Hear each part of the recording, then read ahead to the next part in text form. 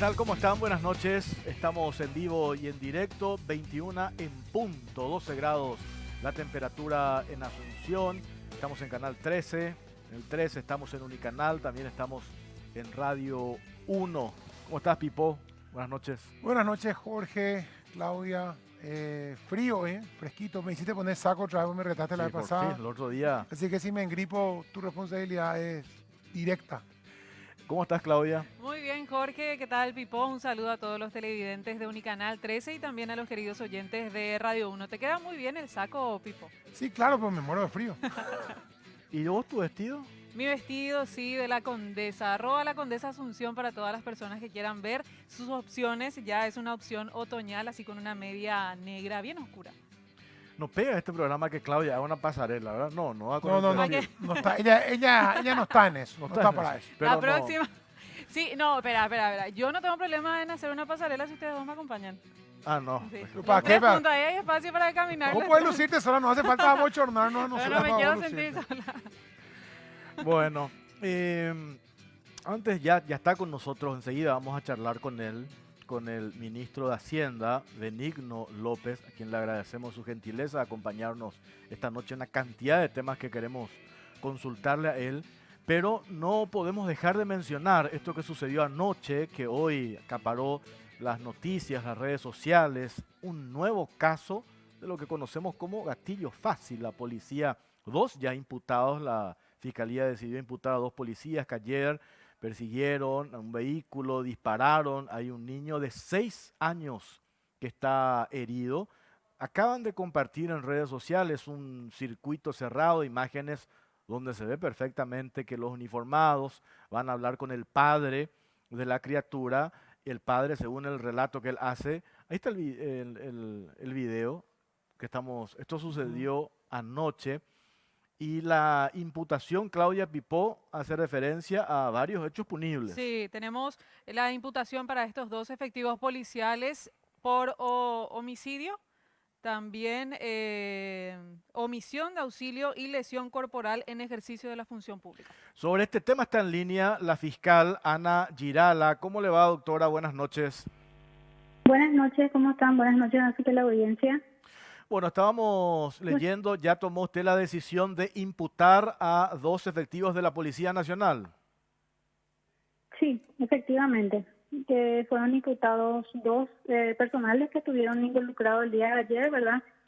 En este suceso trágico, ¿verdad? Donde resultó víctima, en realidad, un menor de 6 años de edad, de disparos de arma de fuego, ¿verdad? Por parte de los intervinientes. Ustedes accedieron a testimonio de testigos. Hay una coincidencia, además del relato del padre, de que efectivamente los policías fueron los que dispararon, y uno en particular. Sí, sí. En el lugar del hecho, ayer, ¿verdad? En realidad donde culminó el hecho en sí, porque sabemos que se inició con una persecución, la persecución a consecuencia de que el padre del menor retomó unos metros antes de la barrera, ¿verdad? Hizo un giro y trató de evitar la barrera policial en la zona de San Lorenzo. Esto continuó con una persecución y terminó en Luque, ¿verdad? Entrando en la ciudad de Luque. En el lugar, efectivamente, se pudo corroborar. Yo estuve en el lugar del hecho y pude conversar con 3 testigos, muchos más, ¿verdad? Pero en específico con 3 personas que fueron las que le auxiliaron al menor, le auxiliaron y le llevaron al menor al hospital. Pude conversar con ellos, las 3 personas desconocidas entre sí, ¿verdad? Que se encontraban en el lugar y coincidentemente nomás se encontraban en el lugar. Ellos se percataron de lo que estaba ocurriendo, ya que el padre empezó a pedir auxilio, que su hijo había sufrido herida de bala.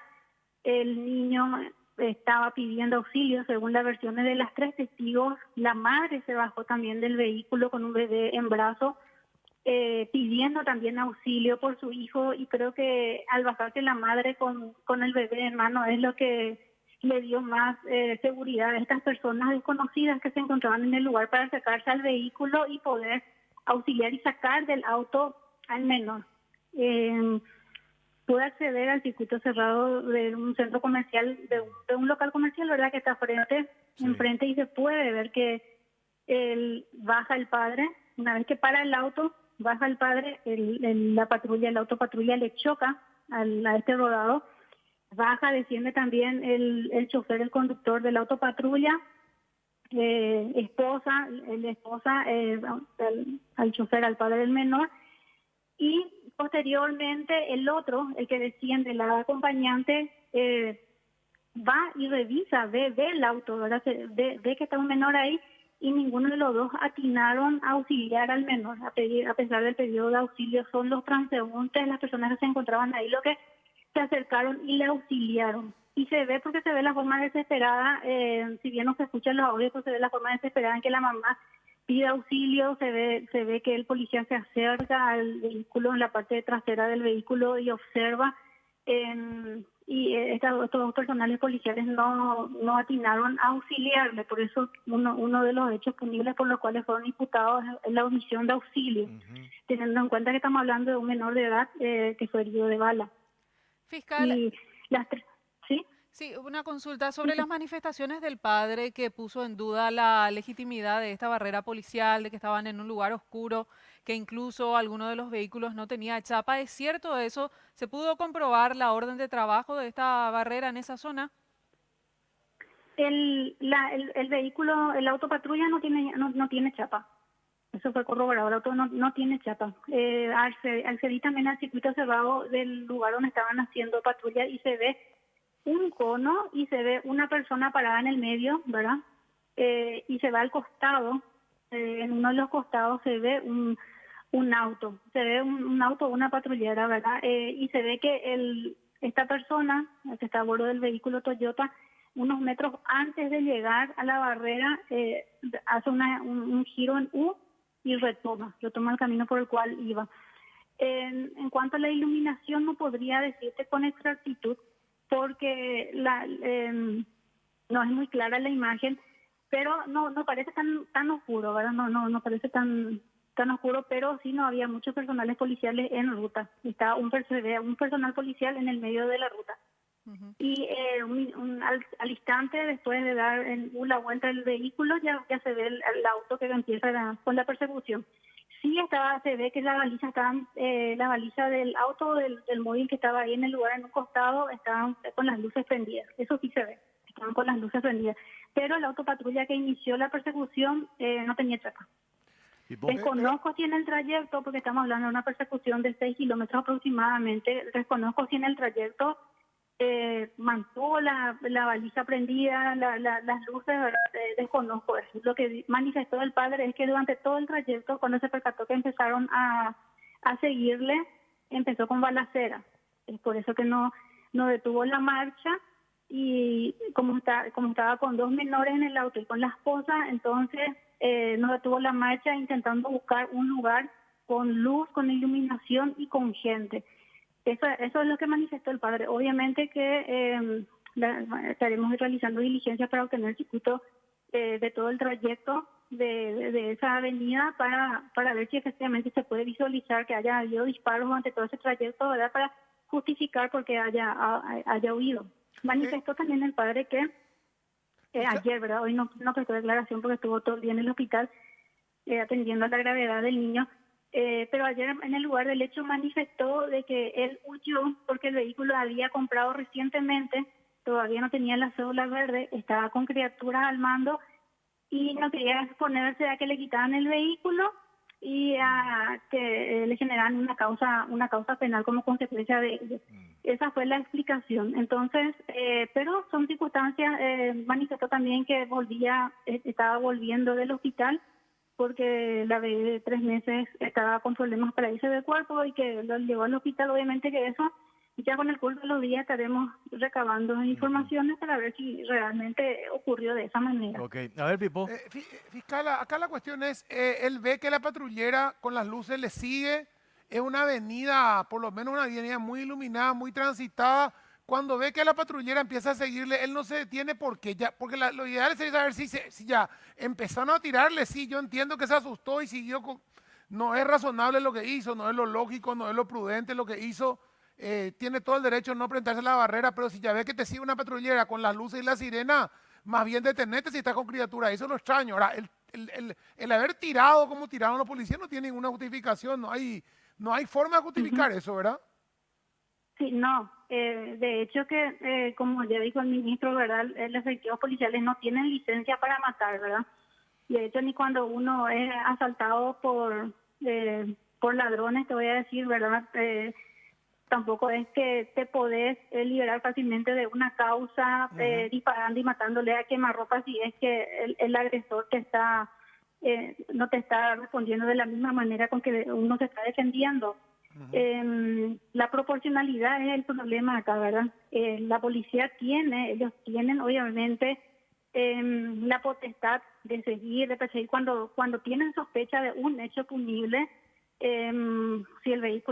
Si pudieron haber corroborado que el vehículo tenía una denuncia de robo o el vehículo con unas características que estas personas estaban buscando, están persiguiendo con una orden de captura similar, qué sé yo, ahora la persecución. De hecho que ellos tienen derecho a esa potestad de hacer una persecución ante un hecho punible e inminente.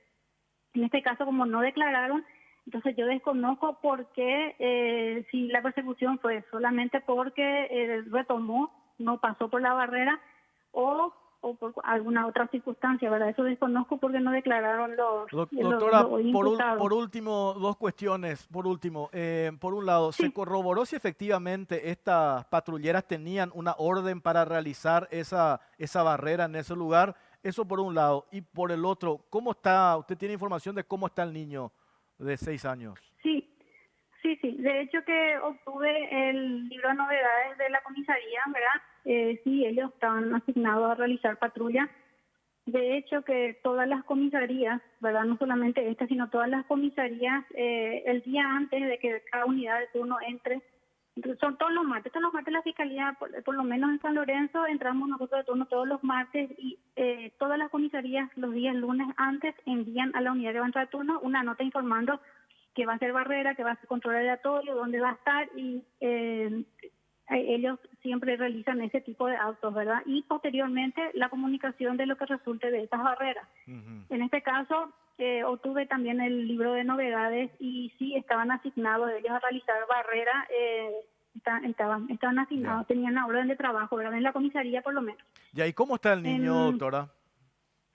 Sí, el niño anoche fue sometido a una cirugía, la primera cirugía que no pudo concluir porque el niño estaba entrando en paro, según como me informó el médico cirujano. Hoy, esta mañana, ya después de estabilizarlo, entró a una segunda cirugía, salió ya en horas de la tarde, exitosa, como manifestó el doctor, ya está más estable, si bien sigue en terapia, pero los resultados o cómo quedaría como consecuencia de las heridas, ¿verdad? Manifestó el doctor que solamente se llega con el curso de las horas, porque tenemos que, en principio, ellos hablaban de amputarle la pierna, podría, ¿verdad? Era una posibilidad de amputarle inclusive una pierna ya que ha afectado la arteria principal, una de las arterias principales.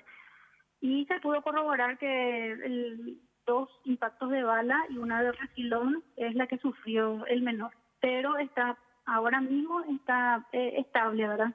No deja de ser grave, pero sí está estable, está mejor por lo menos que ayer. Doctora, gracias por su tiempo, muy amable. Dale, gracias. Ana Girala, fiscal. De vuelta vamos a entrar en la discusión necesaria, por cierto, de este tipo. Las barreras, yo estoy de acuerdo que se tienen que hacer. Hay una discusión allí, algunos dicen que no. Yo sí estoy de acuerdo, las barreras se tienen que hacer, si no, ¿cómo le va a dar con los delincuentes? Eso por un lado. Por el otro lado, ¿qué le pudo haber motivado a ese policía para que dispare? O sea, ¿qué fue lo que generó No hay que este ninguna policía dispare? justificación Ninguna de justificación. ningún tipo. Él disparó porque evidentemente violó todo lo que podía haber aprendido. No creo que nadie le haya enseñado en la escuela de policía que tenés que dispararle a un vehículo porque se va. No es el primer caso. Tampoco generalicemos que es cada 3 días hay uno. O sea, estaba mirando los antecedentes de estos casos y hay uno cada 2 o 3 años sucede. Ha pasado casos anteriores de gatillo fácil. No es una costumbre. No. Yo creo que estaba generalizando en las redes. Estamos llenos de gatillo fácil. No es así. O sea, el último caso anterior es 2016, el anterior estamos hablando que hay casos de gatillo fácil que hay que reprimir. Yo creo que lo que dijo el ministro hoy, si hay casos de gatillo fácil, hay que reprimir con todo el peso de la ley. Y el policía tiene que saber que ya no puede disparar. No puede disparar a la barrera, la barrera no puede dispararte, la barrera, el tipo puede seguirte, puede cerrarte el paso. Si en el caso de la persecución hay un accidente de tránsito y es responsabilidad del que huyó de la barrera, pero si vos le disparás, ¿qué justificación va a poner? Ninguna. ¿Qué dijo Euclides Acevedo? No sé si tenemos a mano, si podemos escuchar brevemente sobre este tema. Le consultaron al ministro del Interior y esto fue lo que dijo. No nos engañemos, acá no hubo ninguna... Esto es un accidente, lamentable como todo accidente, y los accidentes son consecuencia de la falta de pericia, la imprudencia de la situación. Pero justamente, para que no quede impune, está a cargo del Ministerio Público. Esa es una orden del comandante inmediatamente y el jefe de prevención. La orden es disparar a las ruedas, no al retrovisor. Pero bueno, tampoco tiene la suficiente capacidad de entrenamiento para que sea esa. O sea, no tenían... La policía, estoy seguro que no tenía la intención de balearle a nadie en particular. Bueno, vamos a seguir hablando sobre este tema en la semana. Claudia, presentamos el tema ya y arrancamos la nota con el ministro de Hacienda, Benigno López. Bueno, tenemos un material que va a ilustrar un poco acerca de estos cuestionamientos que surgen sobre la utilización de los 1.600 millones de dólares que se contemplaron dentro de la ley de emergencia para hacer frente a la pandemia. Varios cuestionamientos luego de confirmarse intentos de negociados con la compra de insumos médicos, y esto exigió una convocatoria a integrantes del Poder Ejecutivo, incluso al presidente de la República, del Senado, para dar explicaciones acerca de la utilización. Según un informe que brindó el ministro de Hacienda, Benigno López, en su cuenta de Twitter, y también el Ministerio de Hacienda, hasta la fecha se utilizaron 925 millones de dólares, y a continuación tenemos los detalles.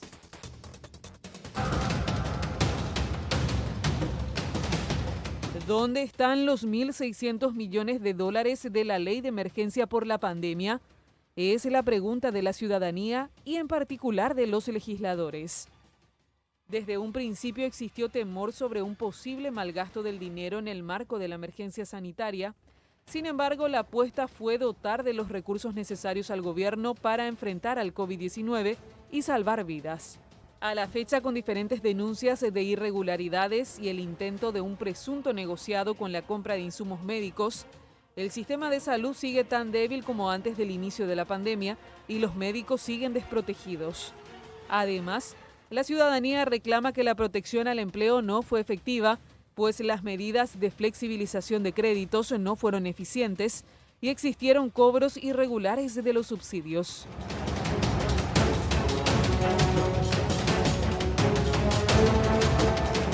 Tras diversos reclamos, el Ministerio de Hacienda remitió informes al Congreso Nacional del uso de los recursos aprobados en la ley de emergencia.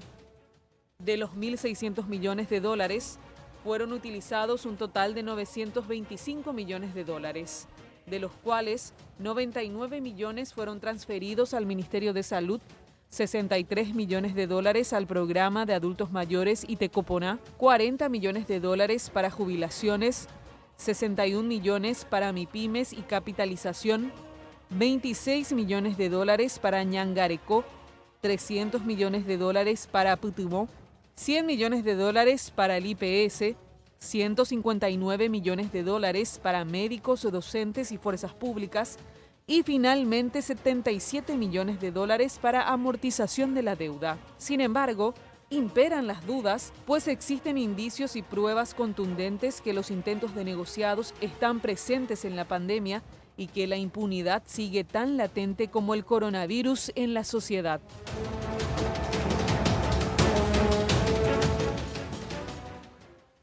Sobre este tema tenemos una consulta para todos ustedes a través de las redes sociales, @CaroCruzPI, también en Facebook.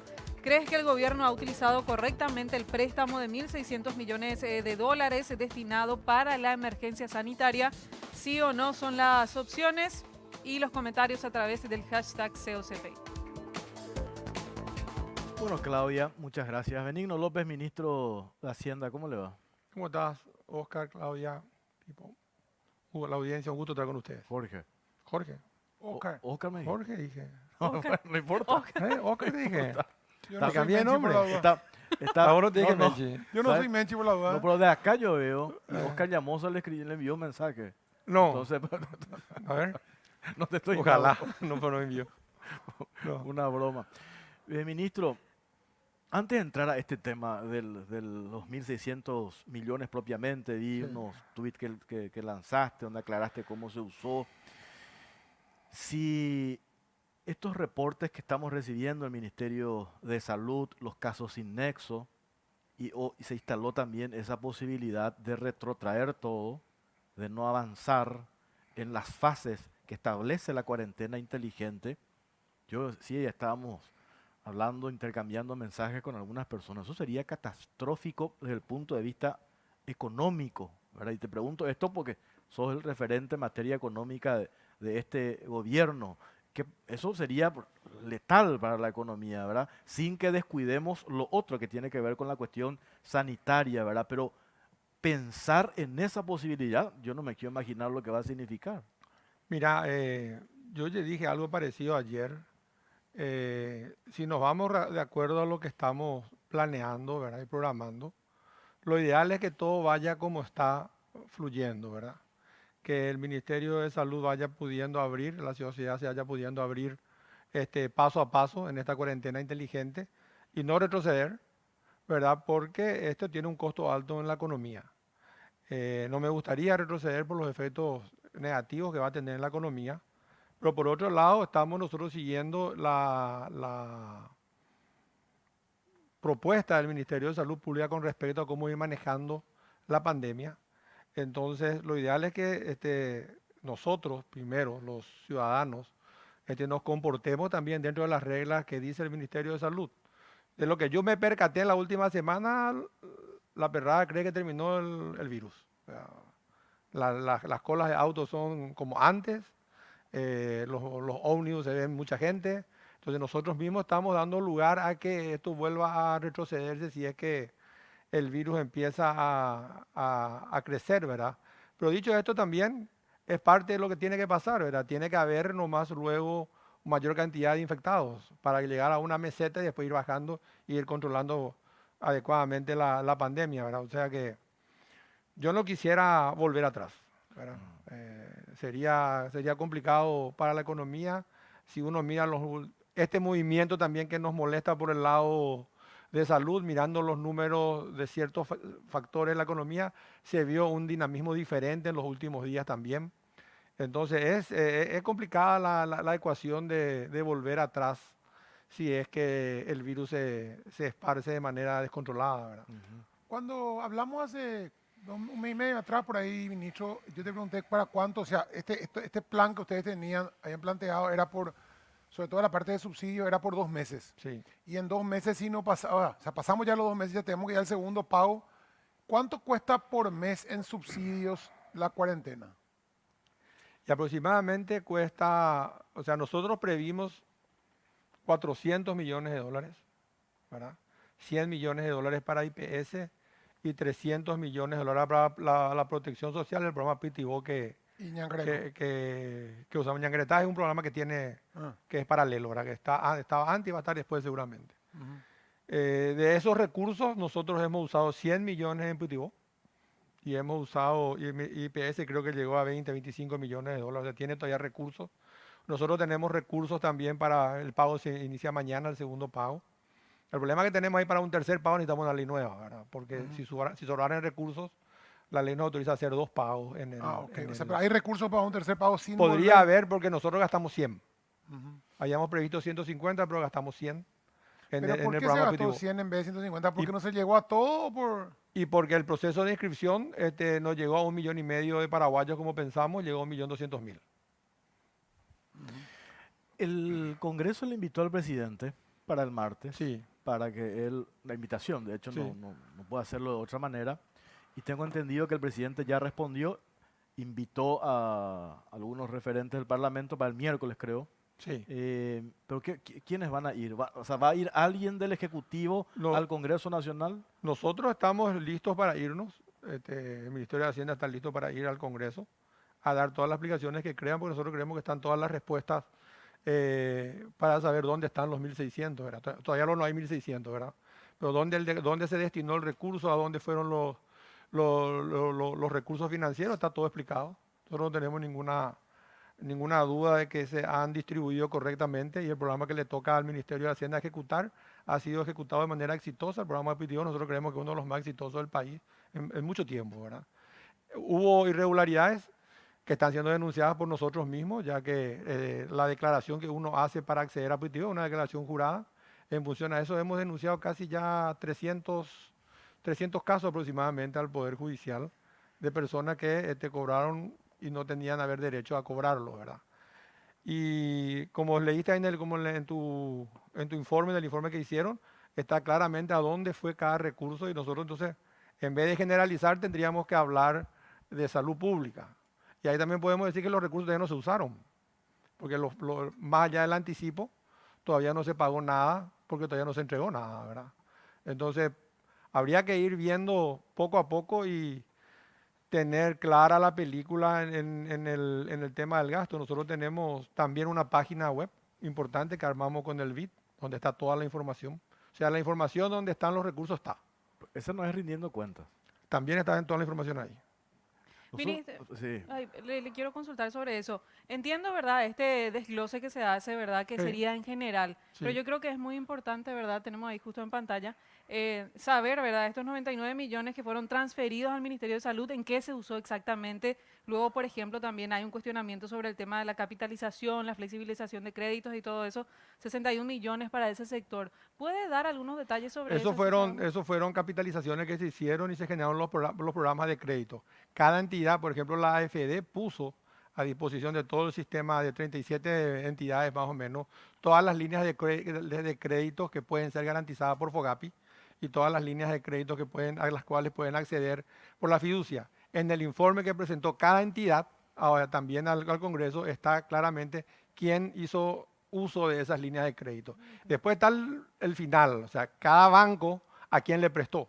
Esa información probablemente no la vamos a tener en el detalle de a quién le prestó, pero sí vamos a tener cuantitativamente cuántos créditos garantizados dio cada banco.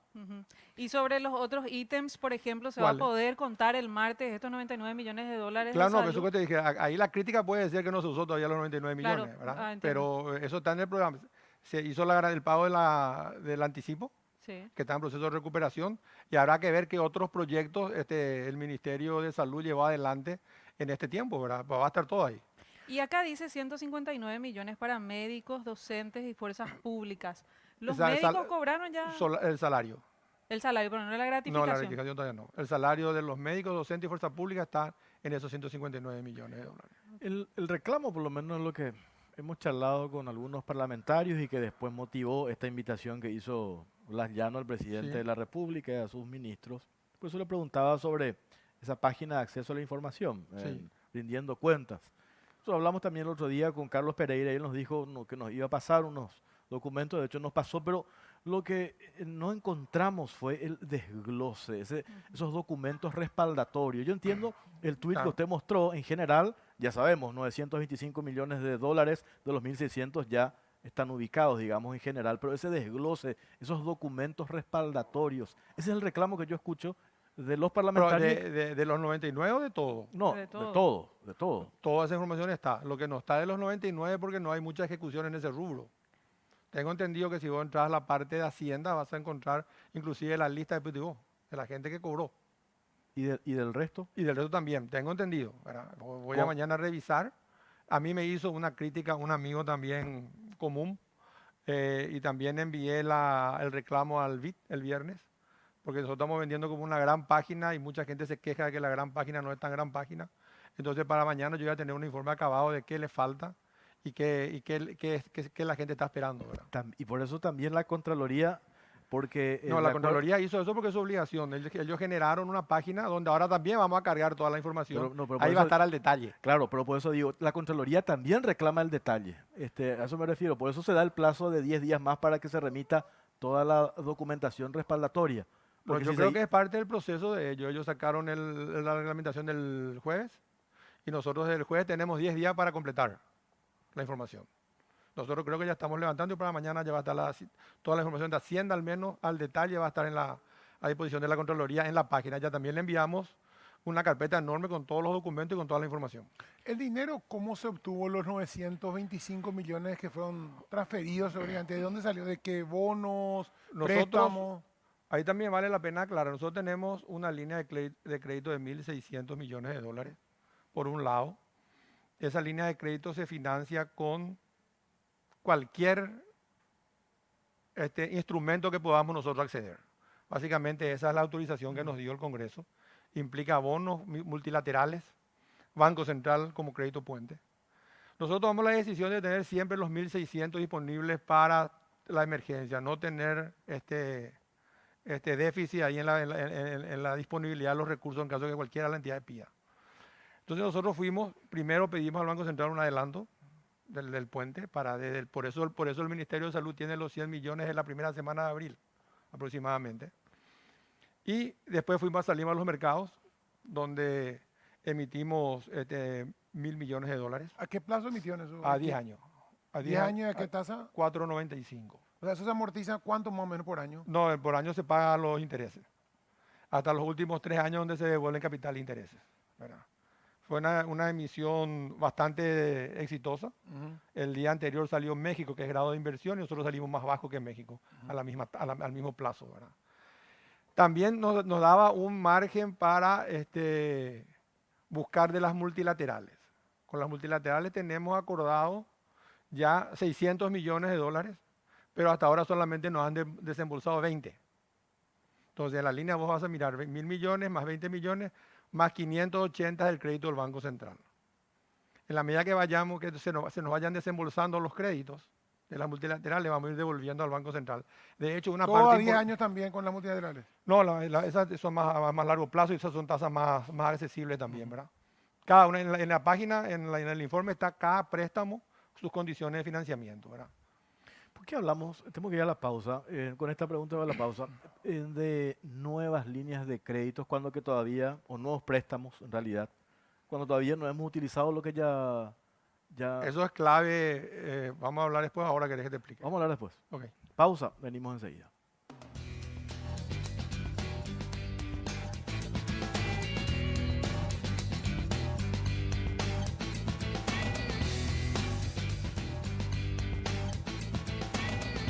Seguimos en Caro Cruz y vamos a ver qué opina la gente a través de la consulta que hicimos en las redes sociales. ¿Crees que el gobierno ha utilizado correctamente el préstamo de 1.600 millones de dólares destinados para la emergencia sanitaria? 86% no, solo 14% sí, esto en Twitter. Vamos a ver Facebook, 93% no y 7% sí. Bueno, muchas gracias, Claudia. Lastimosamente te iba a preguntar también, al ministro, esto tiene que ver una cuestión de percepción, ¿verdad? Ustedes pueden llegar a arrimar toda la documentación, pero quería también, antes de responder la otra pregunta, rescatar una opinión tuya, ministro. Estos escándalos, el tema de los insumos de salud, la imputación a Patricia Zamudio, ex Petropar, el caso de INAC, esto hace que se genere este tipo de dudas, de desconfianza de la ciudadanía, que hoy se refleja en estos números de estas encuestas, ¿verdad? Y yo creo que todo suma, en nuestro lugar todo resta, ¿verdad? Estos casos seguramente hacen que la gente piense que todo está mal, cuando no es así. Y también yo creo que el momento que estamos viviendo, más allá de la pandemia, de quedarte en tu casa, es un momento absolutamente desconocido para todos y que genera una ansiedad enorme y una expectativa terrible. Mucha gente seguramente ha de estar esperando que los 1.600 resuelvan todos los problemas y que la cosa sea igual que antes. Eso no va a volver a ocurrir. Nosotros vamos a tener un nuevo normal cuando esto se vaya recuperando, ¿verdad? Entonces todo suma a la incertidumbre. Por eso el esfuerzo que, si vos mirás, no hay un proyecto que tenga más control que este. Tiene a la Contraloría, Auditoría General del Poder Ejecutivo, la comisión que creó el presidente de la República, la comisión que creó la propia ley, que tiene una comisión bicameral. O sea, nosotros nos pasamos respondiendo informes de control como nunca. Y damos toda la información, tampoco nos enojamos por eso, ¿verdad? Pero para que vean el foco que tiene el control y la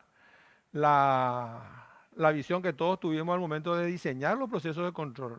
El problema es que los procesos de control son después.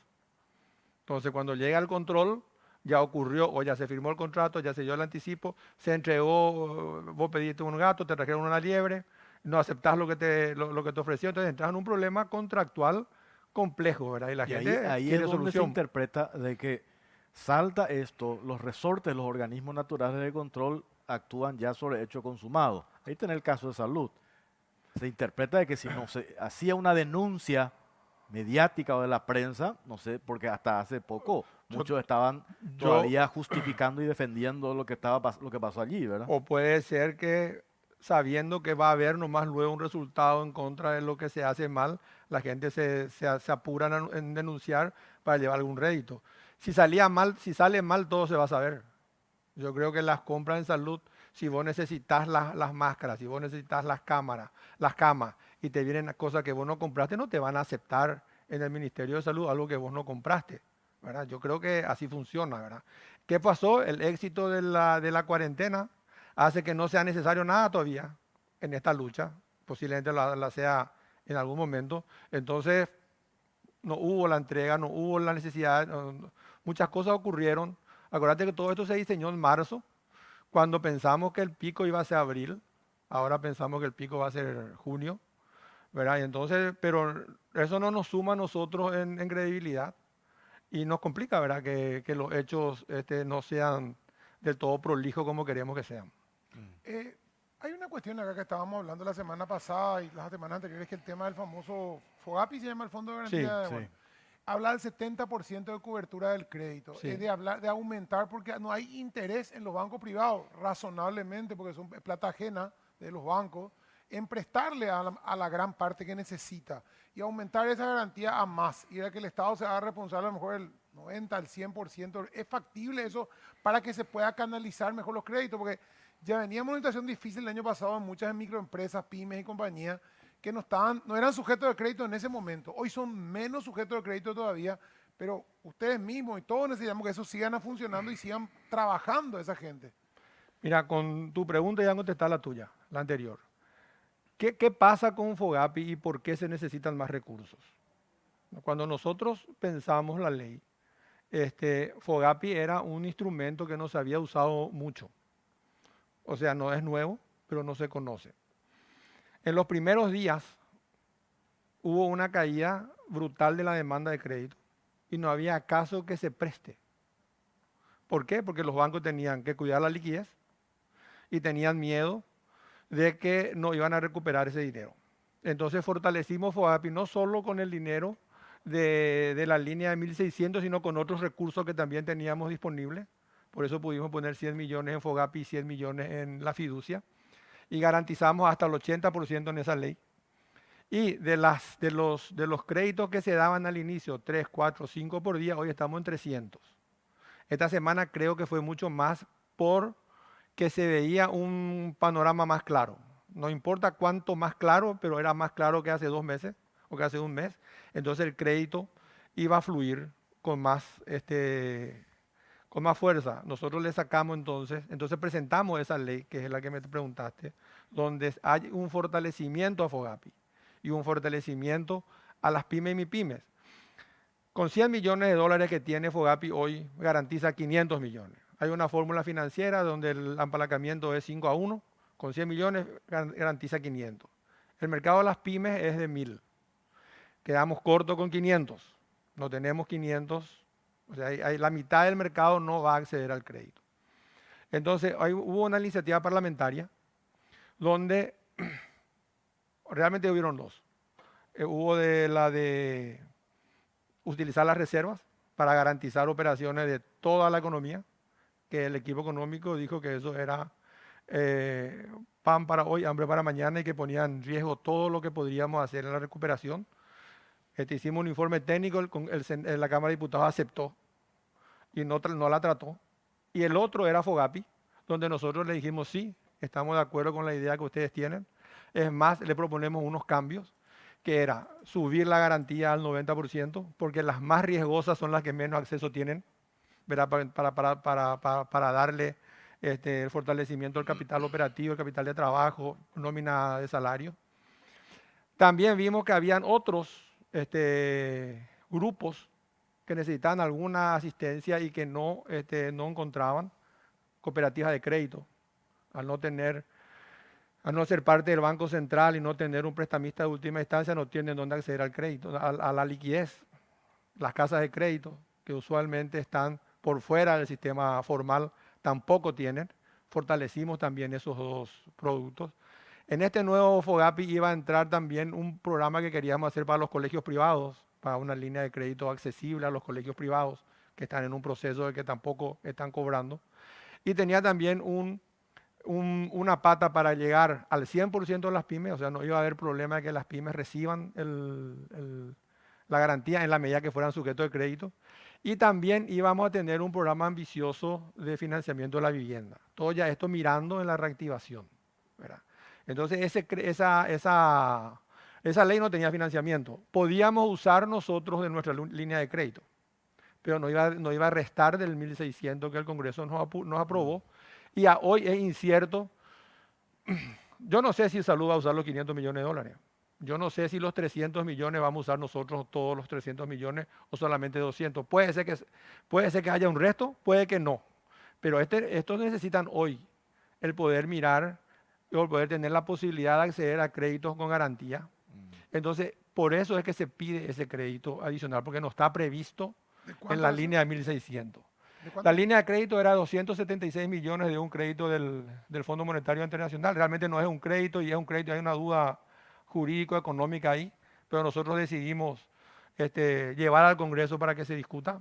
Y un crédito de Fonplata de 60 millones, con 330 millones que tenía el fondo adicionalmente, nosotros pensamos que iba a dar un gran alivio, sobre todo en este momento de recuperación.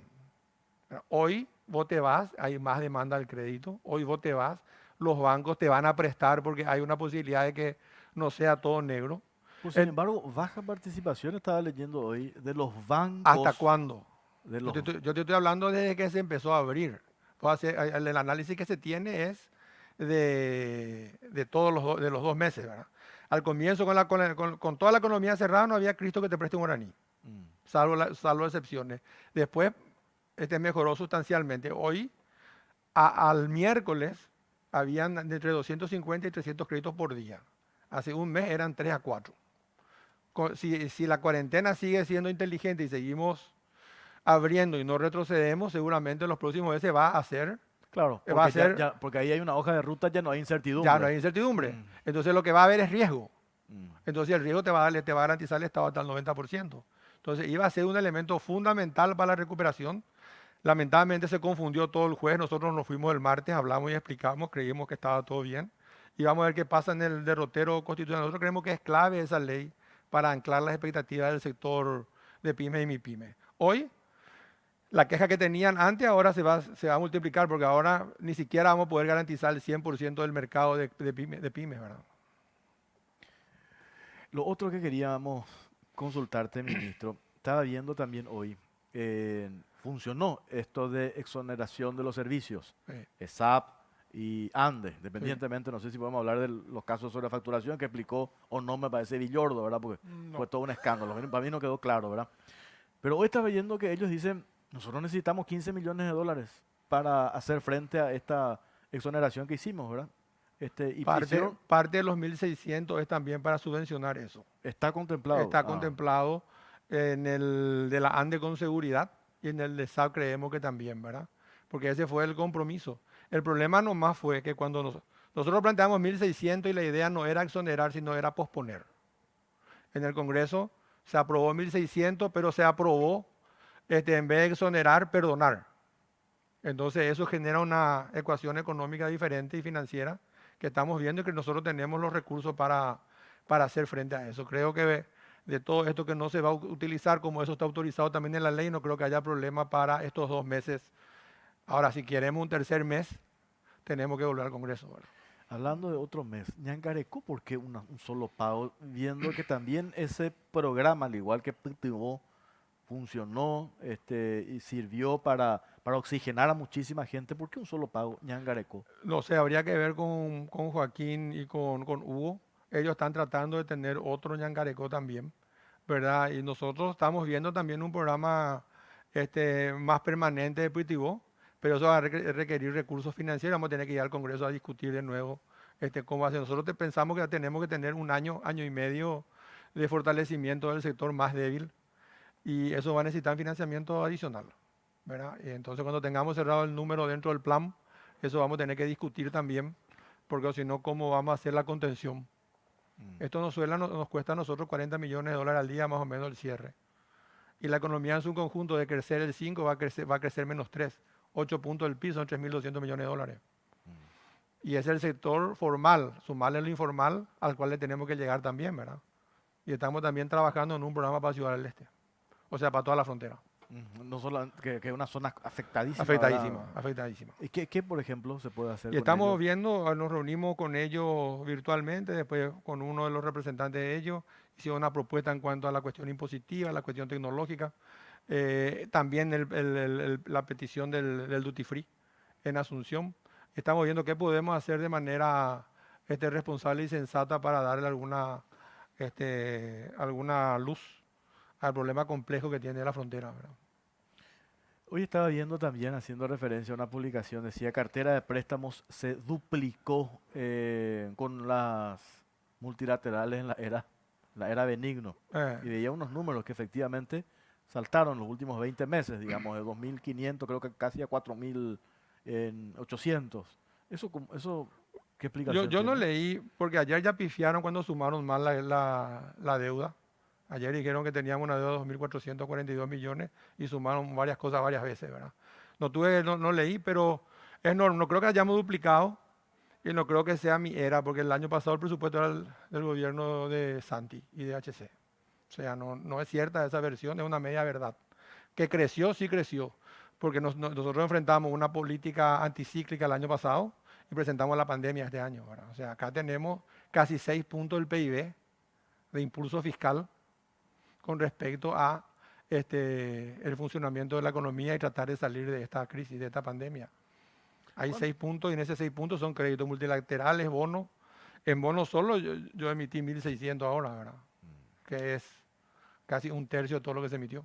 En el informe se insinúa que en verdad se posiciona en cuanto a esos préstamos al BID como principal entidad que otorga los préstamos a Paraguay por las intenciones que tiene de liderar el BID. ¿Tiene algo que ver? No, le comento lo que se dice en el informe también. Es nuevo para mí, no tiene nada que ver eso. Absolutamente. El BID es el que más rápido responde, el Banco Mundial también y el Fondo también, ¿verdad? Pero no hay ninguna... Además, no me voy a candidatar tampoco, si te puedo dar primicia si querés. Ah, ¿en serio? Me voy a quedar con el presidente. La cuestión del pago de la deuda. El año que viene vos tenés que empezar a pagar, tenés que pagar lo que te pagaste pagaste ya el año pasado una cuota, este año, o sea, no sé cómo se habla el término, Sí. pero este año tenés que pagar otra y tenés que amortizar hasta el año que viene. No, la deuda lo que paga son los intereses, El servicio. el servicio de la deuda. Y nosotros estamos preparados para seguir pagando el servicio de la deuda. ¿De cuánto es este año? Este año fue de 400 millones de dólares ¿Y ya se pagó? aproximadamente. Sí, se paga. Eso nosotros pagamos. Creemos que tenemos que pagar si queremos llegar a ese grado de inversión algún día. ¿Y el año que viene con este aumento de Se va a pagar más. Tenemos ¿cuánto va a no tengo los números, pero va a ser el mayor. Va a ser 600 por ahí. Ujú. ¿Y hay recursos o va a haber que prestar otra vez para pagar ese? No, nosotros tenemos que empezar a administrar nuestro pasivo como administra cualquier país que está en los mercados. Vamos a presentar una ley que nos va a permitir ser más ágil a la hora de administrar el pasivo y esto se maneja a través del rollover. Prestás, contratás, alargás y ves cómo el mercado te favorece, ¿verdad? La posibilidad de cancelar la deuda es recuperar todos los impuestos para pagar la deuda.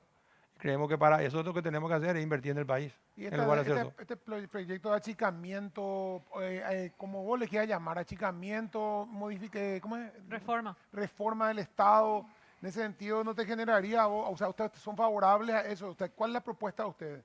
No es que nosotros somos favorables a eso, nosotros somos los que lideramos la conversación sobre esto. Nosotros estamos hablando hace un año de la modernización y la modificación de la calidad del gasto. Estamos hablando de la nueva ley del sector civil, estamos hablando de la nueva ley de quiebra, estamos hablando de las 12 leyes de lavado de dinero, estamos hablando de las 4 leyes de la mejora del ambiente de negocios, estamos hablando de la reforma de la salud, de la reforma de la educación, de la reforma de la seguridad social. Estamos hablando de todas las reformas que hay que hacer y que nunca se hicieron, ¿verdad? O sea, no es que si estamos de acuerdo o no, somos los que pusimos en mesa la discusión. Y ese dinero que surgiría de Eso ordenar. eso va a servir para reordenar, Mm. ¿verdad? Si nosotros tenemos que ver cuál es la expectativa que queremos de la reforma. Si nosotros pensamos que vamos a entrar a la reforma y vamos a echar 200.000 funcionarios, eso no va a ocurrir. No, ¿verdad? no. Si nosotros pensamos que vamos a tener los ahorros de la noche a la mañana, tampoco, ¿verdad? Porque esto tiene que ser la ley a partir de ahora, de tratar de evitar los conflictos con los derechos adquiridos, ver las nuevas formas de cómo van a ingresar los funcionarios, la nueva ley de contrataciones públicas que también estamos trabajando con Pablo Seitz para tenerla más rápido. Pensábamos tener para el primer trimestre, estamos adelantando el trabajo en eso, ¿verdad? Todos los procesos de reforma para mejorar la calidad del gasto están en pleno funcionamiento. Tenemos una comisión bicameral a la cual reportamos. Hemos enviado 5 borradores de leyes ya ahí para que analicen qué ideas puedan tener, ¿verdad? Y eso va a ser una redistribución, porque así como tenemos que cortar la grasa en la parte administrativa, por decirlo de alguna manera, nuestro presupuesto de impuestos, vos tenés 2.800 millones de dólares. 75% de eso va a educación, salud y seguridad. El resto del Estado lleva 25%. Si vos hablas con el ministro de Salud o hablas con tu invitado que va a hablar después y está en salud pública, él te pide el doble del presupuesto. Hoy el presupuesto de salud es 1.000 millones. Vos le tenés que generar 1.000 millones más. Si vos hablas con educación, Eduardo Peta te pide 1.000 millones, el doble de su presupuesto 900. ¿Verdad? Y si necesitas seguridad también, o sea, vos vas a redistribuir para mejorar y para que tu servicio sea más eficiente, porque vas a tener que darle recursos al capital humano si queremos nosotros salir de esto. Vas a tener que por una vez por todas fortalecer educación y fortalecer salud, que son claves y son básicos del Estado, ¿verdad? O sea, Pero vos coincidís con ellos en que de 1.000 tienen que dar 2.000 o de 900 o que gastan mal.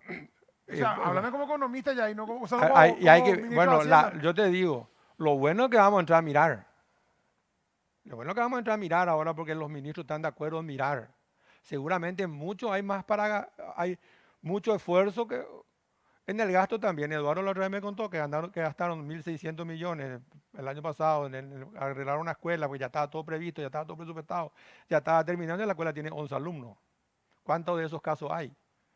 En salud y IPS nomás, ¿cuántos hospitales hay enfrente uno del otro? O tener el hospital IPS y enfrente tener el Ministerio de Salud. Los mismos médicos, en uno es jefe uno, en el otro es jefe el otro. Los mismos insumos, casi la misma clientela. ¿Cuánto vas a ahorrar cuando tengas un sistema unificado con una canasta de servicios preestablecida? Mucho. Entonces, pero tenés que hacer. Y nosotros creemos que vamos a hacer eso. Va a ir redondeando.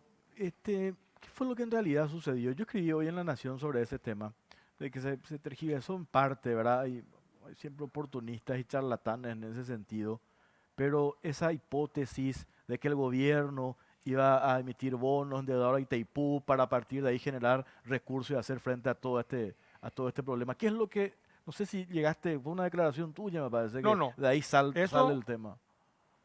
Eso estableció, cuando empezamos a hablar de la recuperación, varios referentes del sector privado dijeron, en lugar de endeudarte, Itaipú es el camino. Sí. ¿Verdad?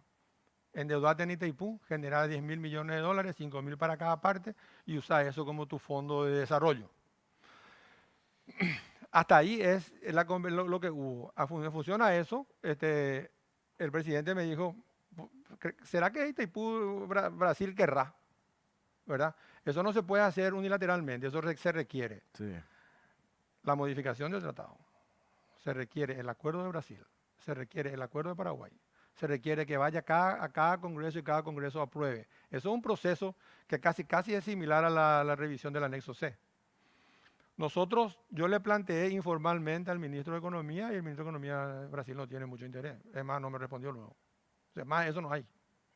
O sea, y después, en función a eso, se hicieron convocatorias, nada no hay. O sea, no hay posibilidad de empezar ya la renegociación ahora, o sea, empezar ya esa renegociación y que dentro de esa renegociación se incluya yo creo, eso. después yo hablé con varios expertos, yo creo que eso va directamente relacionado con la tarifa.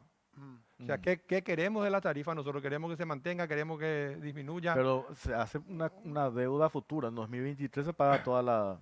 En 2022 se paga ya 600 millones, ¿verdad? O sea, ¿qué queremos con la tarifa? Yo creo que es la primera discusión para ver qué es lo que vamos a hacer, si vamos a plantear más deuda o no. Pero automáticamente se asume de los 2.000 millones que tendríamos cuando se paga toda la deuda. Y esa Claro, plata, no te vayas a olvidar que el tratado tiene resuelto eso. O sea, cuando el tratado te establece el costo de la energía, uno de los componentes del costo de la deuda. Desaparece el costo, se baja la tarifa, sin que vos hagas nada. Ujú. No necesitas el acuerdo de nadie. Ahí baja la tarifa y vos puedes decir, bueno, voy a seguir cobrando lo mismo en la ANDE y le voy a fortalecer a la ANDE, por decirte. Va- ¿Ves va- la la ANDE diferencia? baja su costo también. Sí. Voy a ¿Verdad? fortalecer la ANDE si quiero, por ¿verdad? ejemplo. La tarifa baja. Si vos no te pones un acuerdo, 2022, la tarifa baja. 2023, la tarifa baja 60%. Puede ser que haya otra alternativa. Se está trabajando en un equipo energético sobre eso, ¿verdad? Se está trabajando con Jeffrey Sachs para ver cuál es la mejor alternativa en ese escenario. O sea, yo creo que fue una idea que no pasó de eso, es una idea. Por último, ministro, cuando hablamos de reactivación económica, hoy vemos los números de desempleo Sí. o los casos de suspensión temporal de contrato, que cada tanto habla la ministra Bacía Lupo, y en este escenario es muy difícil que estas 120.000 y pico de personas retomen sus puestos laborales. Lo mejor puede darse, ¿verdad? Lo más probable es que no. En materia de reactivación económica, yo veía también desarrolladores inmobiliarios, decía préstamos hipotecarios para que la gente construya su casa, su vivienda, su primera vivienda, y eso naturalmente sabemos que reactiva la economía. Sí. ¿Qué es lo que en concreto se tiene para el caso de desempleo, que es donde más se siente cuando Mira, tenemos esta crisis? el desempleo, una vez que tengamos la certeza de que no va a retrocederse en la cuarentena, seguramente se va a ir recuperando, a lo mejor no tan rápido como queremos, no tan vigorosamente como estaba hasta ahora, pero de que se va a recuperar, se va a recuperar, así como tenemos las predicciones de que de todos los que van a caer, el que menos cae es Paraguay, de todos los que van a rebotar el año que viene, el que más rebota es Paraguay. O sea, va a haber una actividad económica importante que va a recuperar muchos empleos. No todos seguramente, entonces ahí está el plan de recuperación donde tenemos nosotros un fuerte componente de inversión en obras y un fuerte componente en inversión de vivienda, ¿verdad? O sea, estamos trabajando todavía en la forma del financiamiento, pero eso van a ser claves para generar mano de obra en función a la necesidad de viviendas que hay en el país, que creo que 500.000 casas se necesitan. Se Y sienta- después está la parte de la contención social, ¿verdad? Vamos a tener que tener un programa de contención social para que Pritivó, o como le quieramos llamar, los siguientes programas, pueda contener a aquellas personas que todavía no van a ir recuperando el trabajo rápidamente, ¿verdad? Se sienta acá Mario Audo Benítez, Mazzoleni y Benigno, Mm, y vemos los números que se disparan de contagio, que enseguida vamos a hablar con los médicos. sí. El ministro de Hacienda va a decir, no volvamos a la cuarentena, castiguemos a los que incumplen los protocolos. ¿Te vas a plantar o vas a decir exclusivamente acompaño lo que diga Mazzoleni? Yo hasta ahora estoy muy de acuerdo con la estrategia de Julio y en la medida que podamos vamos a acompañar. Sí, pero 2 meses funcionó, pero después Y sería bueno, catastrófico. yo creo que algún día tienen que contarnos los expertos, yo les voy a preguntar ahora, ¿la cuarentena te soluciona el problema o solamente demora? Si soluciona el problema del virus, estemos en cuarentena hasta el final. Sí, Más vale una vía que el otro vamos a recuperar, mal que mal vamos a ir recuperando. pero no podemos estar encerrados en un contenedor todo el tiempo, así Y luego todos no vamos a estamos contagiar. hartos ya de estar encerrados, ¿verdad? Creo que tenemos problemas psicológicos todos nosotros. No, claro, digo, pero otra alternativa, que no sea la primera salida encierro, que me parece lo Y más yo creo que fácil. están las otras alternativas que se hablan del testeo masivo, del control al sector más vulnerable. Yo creo que hay gente más calificada que yo para hablar de eso, ¿verdad? Pero hay otras economías que hacen otras cosas también. O sea, podemos mirar otros caminos, ¿verdad? Yo creo que mirando lo que se hizo muy bien.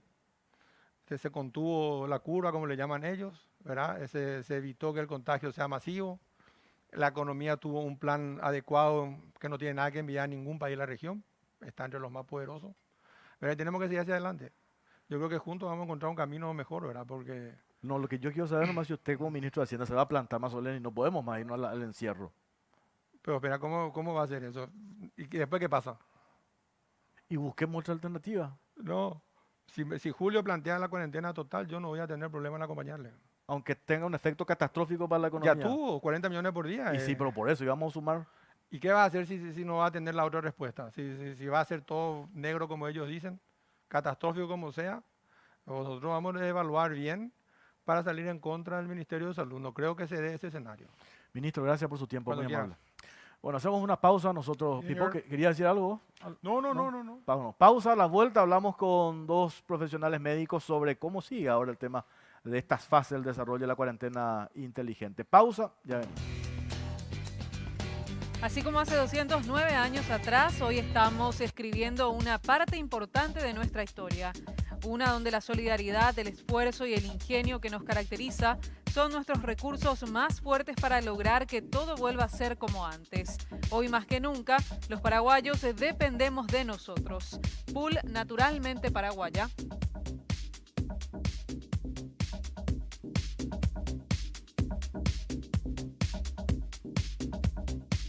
Seguimos en Caro Cruz, estamos por las pantallas de Unicanal, también el 13 y también estamos a través de Radio 1650 AM. Vamos a ver los números de nuestra encuesta habilitada sobre el primer tema de la noche. ¿Crees que el gobierno ha utilizado correctamente el préstamo de 1.600 millones de dólares destinados para la emergencia sanitaria? 83% sí y 17% no. Espera, ¿cómo? Radical el cambio. ¿Cómo puede ser eso? 80 y... 3.000 votos. 3.000 ¿Cuántas votos. personas Una granja de participaron? Más de votos. No, 4.000 3.000 votos en 20 minutos. Pero, Eso, po. no, pero eso es que... ¿Eso ¿O qué les quiere convenció decir? lo que decía Benigno? A eso voy. Puede La ser. capacidad de convencimiento que tiene Benigno López Se tiene que candidatar, ¿no? Como Soleni. impresionante. Pues esto estaba totalmente al revés, ¿verdad? Se dio No, la Soleni vuelta. López, ¿verdad? A ver, Mazzoleni y Facebook. Benigno. A ver, Facebook. Vamos a ver. Ahí está Facebook. Ah, Pero 87. yo le Mira creo un más a poco. Twitter que a Facebook. O sea, en el sentido que hay más 87% gente no. en Twitter. No, pero a diferencia que en el Twitter es más fácil tener Los perfiles los falsos. perfiles falsos. Ah, Y En en está bien. Facebook Facebook es es- mucho más difícil. En Instagram y en Facebook es dificilísimo. En el Twitter es mucho más fácil. Pero a cuál, yo creo que esta es la verdad. Y esta se mantuvo desde el inicio del programa. Bueno, no existe 3.000 votos en 20 minutos. Es imposible, ¿verdad? Ahí está. ¿Cómo pasa la diferencia abismal? 3.000 votos en 20 minutos, no. Imposible. Bueno, cambiamos Bueno, de tema. Sí, dejamos ya este tema y vamos a hablar acerca del aspecto sanitario y vamos a hacer un repaso acerca de la actualización del Ministerio de Salud hoy con respecto a los casos confirmados. Estamos cerca de los 1.000 casos confirmados de COVID-19. Según la fecha y la actualización del Ministerio de Salud, a la fecha son 286 los casos confirmados de COVID-19 en Paraguay. Se procesaron un total de 851 muestras, 22 dieron positivo, 17 del exterior, 4 contactos y 1 sin nexo, 9 internados y 2 de ellos en terapia intensiva.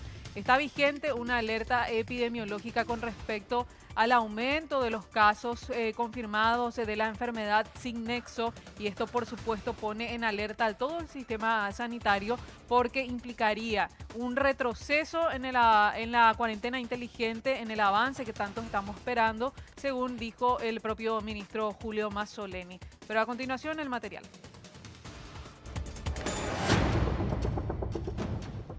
En la última actualización semanal sobre COVID-19 en Paraguay, el Ministerio de Salud emitió una alerta epidemiológica para Central y Alto Paraná, pues ambos departamentos registraron un 12% de aumento de casos sin nexos en 5 días.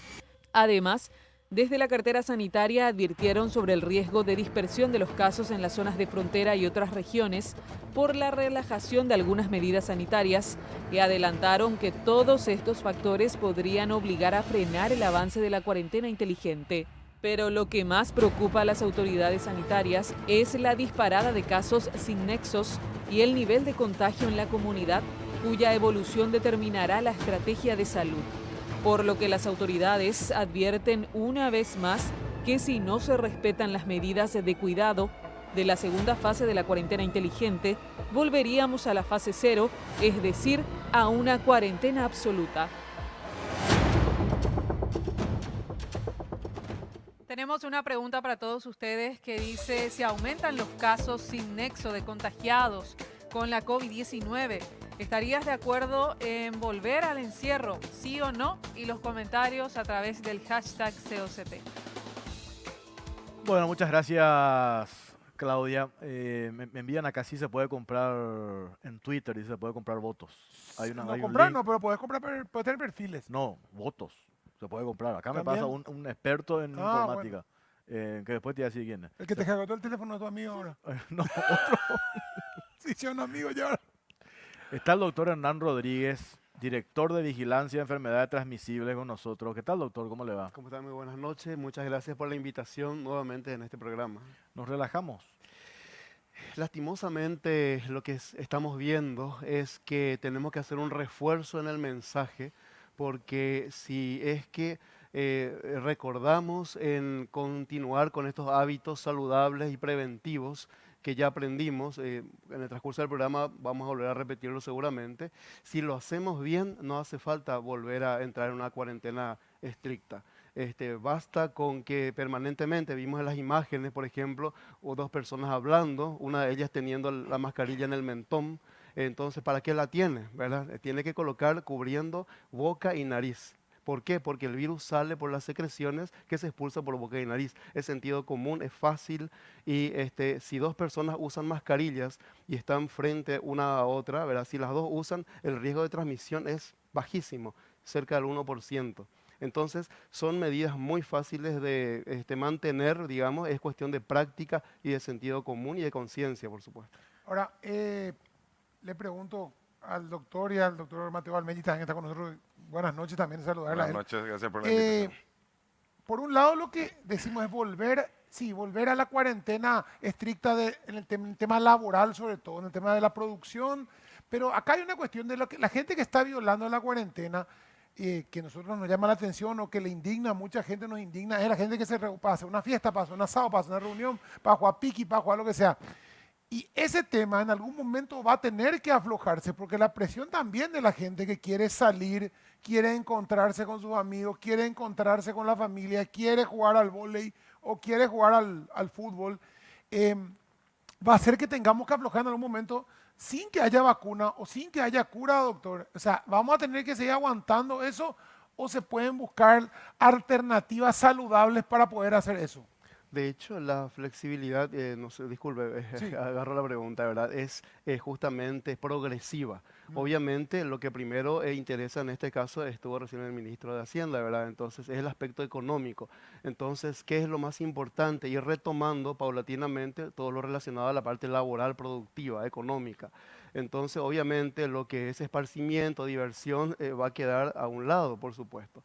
Entonces, ese tipo de medidas, entonces, se van a ir tomando de acuerdo a todo el escenario que, como vimos, y la experiencia que tenemos en estos meses, es un escenario cambiante y constantemente hay que ir actuando en base a lo que tenemos hoy.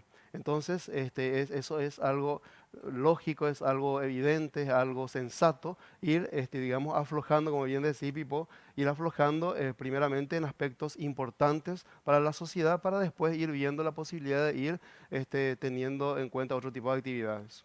Doctor Tomás Mateo Jorge. Olmeli. Benigno López, ministro de Hacienda, nos dijo estos números del aumento que tuvimos, casos sin nexo, que también aumentaron, estaban nomás luego previsto, que iba a suceder. En principio se dijo que iba a pasar en abril y ahora parece que, según evidencias, esto se daría en junio. ¿Qué es lo que, ante este escenario, qué es lo que ustedes como profesionales se recomienda? Yo creo que tenemos que ser realistas. Nosotros desde el punto de vista epidemiológico no estamos mal. Es natural que aparezcan los nuevos casos, pero están respondiendo a la misma conducta epidemiológica. El gran porcentaje son importados. Cuando nosotros hablamos que no se conoce el nexo, es propiamente así. Sin nexo significa es sin nexo conocido. No sé si ustedes recuerdan en el mes de abril que los 37 individuos que eran sin nexo, luego se hizo un reinterrogatorio y un estudio epidemiológico de mayor investigación y finalmente se llegó al nexo. Es decir, que ahora hayamos tenido 9 casos sin nexo epidemiológico, no es todavía un momento donde podamos nosotros decir vamos a hacer un retroceso y producir una incertidumbre dentro de todo lo que sea la ciudadanía. Eso no saca el punto de que nosotros tenemos llamarle a la responsabilidad individual, social y ciudadana de cada uno de nosotros. Nosotros tenemos, este es el momento donde realmente la ciudadanía tiene que hacer el mejor esfuerzo para justamente evitar que la curva que nunca apareció, porque siempre fue un crecimiento sostenido y lento el que nosotros tuvimos, que es lo que se quiere lograr en todo brote epidémico, que el crecimiento sea, la gente se vaya sensibilizando lentamente, no en simultáneo, de manera que no haya un colapso del sistema sanitario.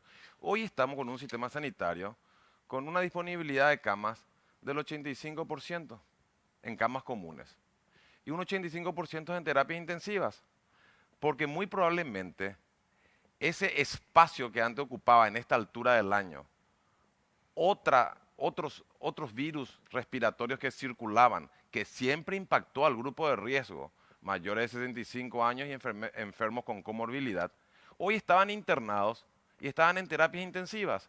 Hoy con la cuarentena que hicimos en forma precoz, nosotros hemos disminuido en la semana epidemiológica en que nos encontramos hoy actualmente, que las otras enfermedades respiratorias producidas por otros virus respiratorios que anualmente nosotros vemos, hoy están totalmente aplacadas. Es decir, tenemos camas libres, tenemos terapias intensivas libres.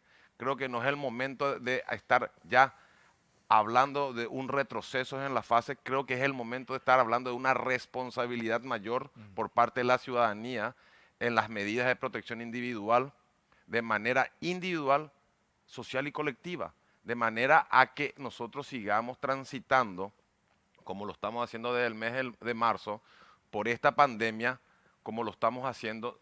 Ustedes imagínense, si el 20% de los pacientes infectados, porque tienen que diferenciar, la ciudadanía tiene que diferenciar lo que es una infección y lo que es una enfermedad. Vos te puedes infectar por el virus coronavirus, pero si tu sistema inmune puede controlar esa infección porque tu carga viral fue baja, que es lo que nosotros estamos viendo, que hay poca carga viral porque hay poca circulación comunitaria, muy probablemente no va a pasar a un estadio de enfermedad que requiera una atención terapéutica dentro de una institución sanitaria o en una terapia intensiva.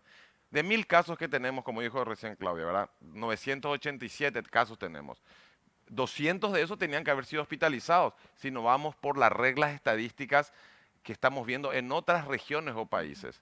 El 20% se hospitaliza y el 5% tendría que haber estado en terapia intensiva. Ya tendríamos que haber tenido 100 pacientes en terapia intensiva. Tuvimos 11 o 12 hasta el momento en terapia intensiva.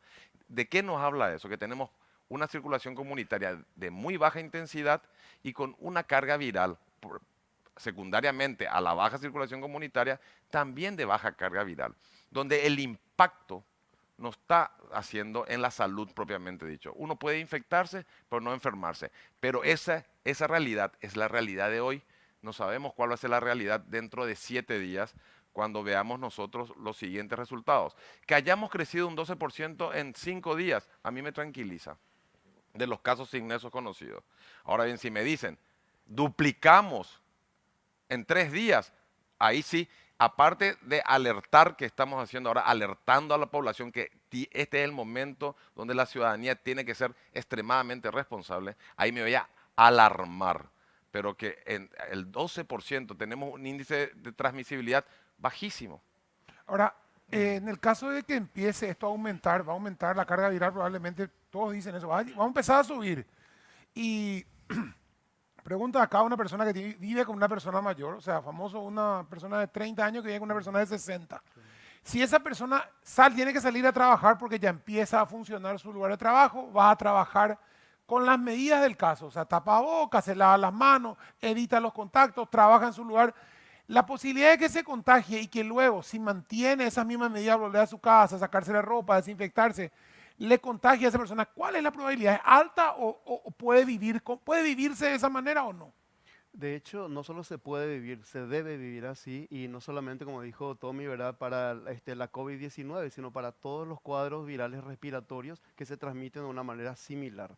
En ese sentido, si vemos las estadísticas, vemos que en un 80% se ven en personas sería entre 20 y 49 años, o sea, es la franja etaria que estadísticamente se vio que no va a presentar un cuadro grave o va a morir. Entonces, es por eso también, seguramente, que Paraguay demostró una protección hacia sus adultos mayores, que es la franja etaria o el grupo vulnerable, para presentar cuadros graves y muerte. Entonces, volviendo al comentario que hiciste, Pipo, efectivamente, ¿verdad? Ya debe ser una práctica común el hecho de tener, por ejemplo, ¿verdad? Para citar algo práctico, un uniforme, una ropa de trabajo. Entonces, esa ropa de trabajo no solo en un ambiente hospitalario, que por supuesto eso ya está en los protocolos, ¿verdad? Cualquier esta actividad laboral, un supermercado, por ejemplo, donde hay mucha circulación de gente, el funcionario, el empleado, debe tener su ropa de trabajo. Al salir de ese local, de ese establecimiento, guarda, por ejemplo, en una bolsa de plástico, lleva a su casa. O sea, es una cuestión de práctica. Al comienzo cuesta, como todo, ¿verdad? Pero una vez que con la repetición se establecen, digamos, estrategias y protocolos, va a ser muy fácil. Por ejemplo, hablando, yo estoy ahora sin mascarilla, estoy hablando, estoy echando secreciones acá en la mesa. Cuando termine el programa, seguramente esto se va a desinfectar y limpiar. Con eso el virus ya se elimina, porque es un virus bastante lábil que fácilmente se elimina con agua, jabón, detergente o alcohol al 70%, o una dilución de lavandina. Es decir, todo eso es una cuestión de ir repitiendo, crear un hábito y luego ya lo hacemos en forma espontánea, ¿verdad? Doctor, Sí, porque me permitís sí. un ratito, al doctor Hernán le quiero hacer una consulta. Tanto se valora la estrategia de salud, ¿verdad? Pero como que se van notando algunos puntos débiles tras la confirmación de algunos casos, como fue el caso de este chofer de 57 años que vino de Chile. ¿Por qué no se hizo mucho foco en sí o sí aplicar los test a estos trabajadores que ingresaban y salían del país constantemente por el tipo de trabajo que realizan, ¿verdad? Y otro punto también, lo de los albergues. Hay mucha crítica. Si bien es un valor en toda la estrategia de salud que se aplicó, mucha gente vino sana de otros países, pero se terminó contagiando ahí, como que se dio por hecho que se tenía que contagiar nomás luego. Entonces, sobre esos dos puntos, ¿qué pasó ahí? Excelente, bien. Resulta que los choferes, ¿verdad?, que traen mercaderías del exterior, están dentro del marco de un protocolo también, eso existe sin duda alguna. Uno de los aspectos principales en ese protocolo es que el chofer no debe, digamos, pasearse, ¿verdad?, o deambular por la comunidad. Si es que eso se incumple, obviamente es una falta grave, ¿verdad?, de todo punto de vista. Y bueno, ¿por qué? Porque el riesgo es así. Entonces, de hecho, esto obviamente se va mejorando, ¿verdad? Se va perfeccionando, de tal forma a buscar en lo posible minimizar el riesgo de que ingrese una persona sin el control correspondiente. También voy a hacer un paréntesis en ese sentido, debido a que la dinámica de la enfermedad de la COVID-19, una vez que el virus ingresa al cuerpo, vamos a suponer que hoy yo me infecto, me hago el análisis, mañana va a salir negativo. Pero dentro de unos días, sí, la carga viral, o sea, la cantidad de virus que está en mi aparato respiratorio, en mi garganta, en mis fosas nasales, va a aumentar y ahí recién el resultado va a ser positivo. O sea que siempre hay que saber interpretar un resultado. Entonces, más allá del análisis en sí, ¿verdad? Lo que hay que respetar es la restricción en cuanto a la movilidad y, repito, el uso de la mascarilla, que es por donde lo que evitaría, ¿verdad?, que las secreciones se expulsen. Eso por un lado. En cuanto a los albergues, de hecho, también es lo mismo. Vamos a suponer, siempre, ya lo dije en varias ocasiones, si yo llego del extranjero, voy a un albergue y es un ambiente así abierto, obviamente yo voy a asumir que yo puedo estar infectado. Aunque, como le dijo Tommy, ¿verdad?, puedo estar asintomático, puedo lucir muy sano. Entonces yo tengo que cuidarle a los demás. Eso no se hace. Y en la práctica, y siendo realista, ¿verdad?, es una cuestión, vamos a decir, cultural. Y más aún si vengo de un país donde aparentemente no se le da mucha importancia a esta epidemia, como Brasil, ¿verdad? Entonces, ¿qué es lo que ocurre? La persona llega del Brasil, no entiende por qué se le toma muestras, por qué se le coloca en un albergue. Entonces, bien, facilita eso la transmisión. Hay que insistir mucho en eso, hay que buscar un lenguaje, un mensaje, una estrategia, de tal forma a llegar a esa persona, porque no es lo mismo hablarle, digamos, a una persona con un nivel intelectual, sin desmeritar, por supuesto, con todo el respeto, elevado, un nivel intelectual elevado, a otra persona que no lo tiene. Entonces hay que buscar la manera de llegar al mensaje. Tal es así, para cerrar el comentario, que hoy me estaban comentando que hay personas que vienen del extranjero, quedan en los hoteles, se les da el instructivo, pero no hablan castellano. Entonces, hasta eso se tiene que ir corrigiendo, ver en qué idioma habla esa persona para que pueda entender lo relacionado a todos los protocolos de cuidado. Tenemos que ir a una pausa. A la vuelta, doctor Mateo, me gustaría, el domingo pasado estuvo acá Portillo, ¿verdad? El domingo pasado nos dijo, nosotros ya nos estamos comportando Paraguay como si fuese que ya estamos de salida en comparación a otros países. Como si fuese que ya estamos de salida, que llegamos al pico y ya estamos de salida. Eso, evidentemente, no es así.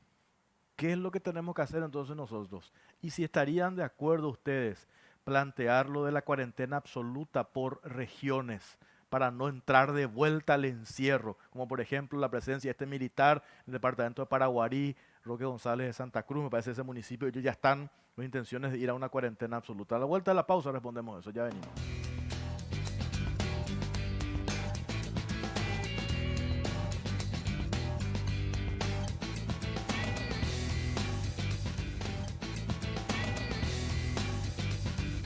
Seguimos en Caro Cruz y vamos a ver los números de la encuesta habilitada en Twitter y también en Facebook. Si aumentan los casos sin nexo de contagiados con la COVID-19, ¿estarías de acuerdo en volver al encierro? 64% sí, 36% no. A ver, Facebook, 58% sí y 42% no. Sí, dice la gente. ¿Eh? Sí en Facebook. A ver un poco No, y más. también en Twitter también. Más inclusive. Más incluso. Sí, 64. Y tiene miedo la gente. Qué increíble, ¿verdad? Yo pensé que era lo contrario por lo que precisamente en las redes estamos viendo de que supuestamente el Ministerio de Salud tuvo que sacar desmentidos, de que hubo una reunión entre el presidente Mazzoleni y vamos a volver. Yo pensé que la gente no quiere saber absolutamente nada de volver al encierro, ¿verdad? Por las consecuencias, doctor, que eso no solamente económica, sino inclusive emocionalmente, ¿verdad? Psicológica, Psicológicamente. Ahora hay una pregunta. Ese término voy a, perdón por el programa serio, pero que se le putea mucho al gobierno por la cuestión de que no se preparó para esto. Ahora, si el gobierno hubiera hecho todo bien, desde el 22 de marzo hubiera hecho todo bien, hubiera tenido los insumos, y viene el pico, o sea, lo que se iba a comprar con esos 500 millones de dólares también no iba a alcanzar para nada. O sea, vamos a ser realistas tampoco, no es que íbamos a salvarnos de nada. Te voy a responder tu pregunta y a Jorge también la anterior antes del corte. Sí. Hay que tener memoria. Nosotros cuando fuimos a la cuarentena el 10 de marzo, fuimos a la cuarentena no para mitigar el brote epidémico, no porque había circulación comunitaria.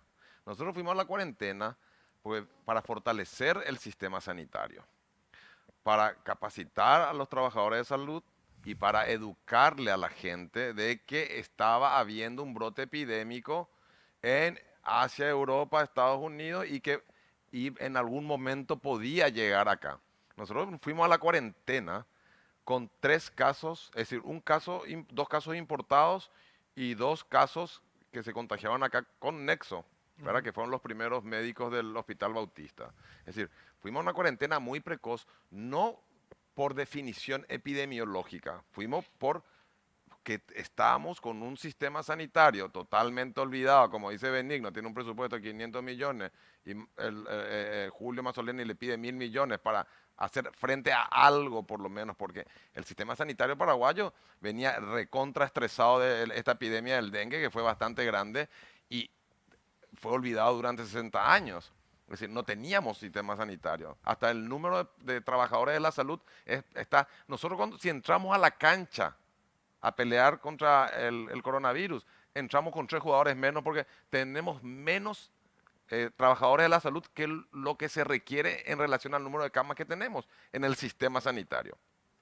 Si podemos llamar sistema sanitario, porque realmente nuestros hospitales no trabajan como sistema, trabajan como órganos separados, ¿verdad? Tanto el sistema de salud pública como el sistema de previsión social y el sector privado. No hay una red sanitaria que trabajemos en conjunto, ¿verdad? Es decir, teníamos grandes falencias. Entonces, obviamente, nosotros nos tragamos, como yo le decía a ustedes, esa película española, italiana, francesa, que fue la primera que vimos, nos asustamos ante una ausencia de posibilidad de respuesta sanitaria. Dijimos, no, vamos a encerrarnos para fortalecernos institucionalmente y para comenzar una educación ciudadana.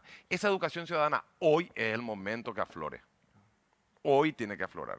Nosotros no tenemos, tenemos condiciones, factores que hacen posible que el impacto del brote aquí sea de baja intensidad.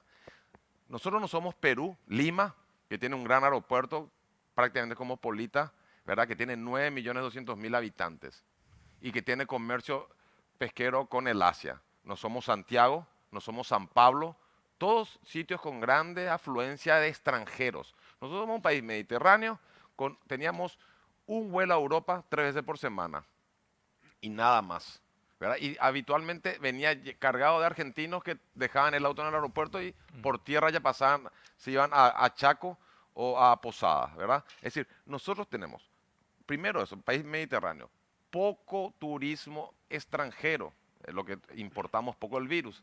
Tercero, somos 7 millones de habitantes, tenemos una densidad poblacional baja. Lima tiene 9.200.000, Lima solamente. Chile tiene 22 millones de habitantes. Bueno, San Pablo ni qué decir, o Ciudad de México, ¿verdad? Nosotros nos estamos comportando como se está comportando Uruguay, ¿verdad? Más o menos, ¿verdad? Argentina está comenzando, hizo también una cuarentena precoz igual que nosotros y está comenzando a tener problemas, pero entre capital y provincia nomás, porque en capital duermen 3 millones y amanecen 6 millones y medio, porque toda la gente de la provincia viene a trabajar acá a capital. El problema no es que vengan a trabajar, sino que después tienen que volver a la provincia. Entonces, en los focos de riesgo social, en los sitios, en los aglomerados sociales de privados, ahí se pueden producir los incendios que luego se produzcan una diseminación total del virus. Por eso es importante lo que dijo Portillo, ¿verdad? Que hoy también lo dijo, yo estuve con él hoy en Canal Gem, y que acá Jorge acaba de insistir. Nosotros podemos hacer cuarentenas selectivas y localizadas, pero para eso las autoridades sanitarias, principalmente vigilancia epidemiológica, tiene que hoy estar delante del virus.